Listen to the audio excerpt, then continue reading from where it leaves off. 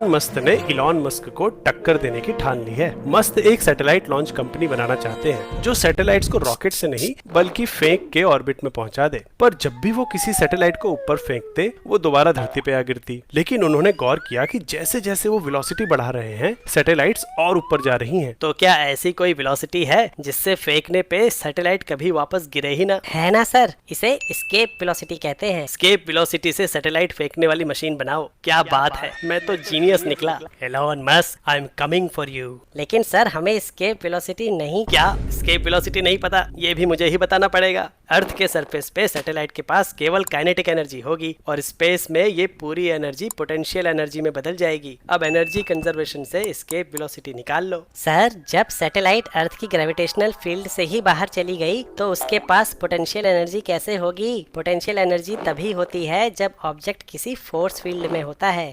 ये तो मैंने सोचा ही नहीं। तो ऑब्जेक्ट के पास यहाँ भी काइनेटिक एनर्जी होगी? नहीं सर, अगर ठीक एस्केप वेलोसिटी से फेंके तो ऑब्जेक्ट अर्थ की ग्रेविटी से निकलते ही रुक जाएगा, तो ना ही उसके पास काइनेटिक एनर्जी होगी और ना ही पोटेंशियल। ऐसा कैसे हो सकता है? एनर्जी कंजर्वेशन के हिसाब से अगर यहाँ जीरो एनर्जी है तो अर्थ के सरफेस पे भी जीरो एनर्जी होगी। सही पकड़े हैं सर। अर्थ के सरफेस पे सभी ऑब्जेक्ट्स उसकी ग्रेविटेशनल फील्ड में होते हैं जो हमें नीचे की तरफ खींचती है, और क्योंकि ये एक अट्रैक्टिव फोर्स है इसलिए हम सबके पास जमीन पे रहते हुए भी एक नेगेटिव पोटेंशियल एनर्जी होती है। असल में जब एनर्जी कंजर्वेशन की इक्वेशन लिखते हैं तो उसमें अर्थ के सरफेस पे ऑब्जेक्ट की काइनेटिक एनर्जी में इस ग्रेविटेशनल पोटेंशियल एनर्जी के कंपोनेंट को भी जोड़ते हैं, और h हाइट पे जब काइनेटिक एनर्जी 0 हो जाती है तो ऑब्जेक्ट के पास एक नई पोटेंशियल एनर्जी होती है। क्योंकि छोटी हाइट्स को अर्थ के रेडियस की तुलना में इग्नोर कर सकते हैं, इसलिए ये इक्वेशन सॉल्व करके यहाँ mgh आ जाता है जो हम अधिकतर कैलकुलेशंस में इस्तेमाल करते हैं।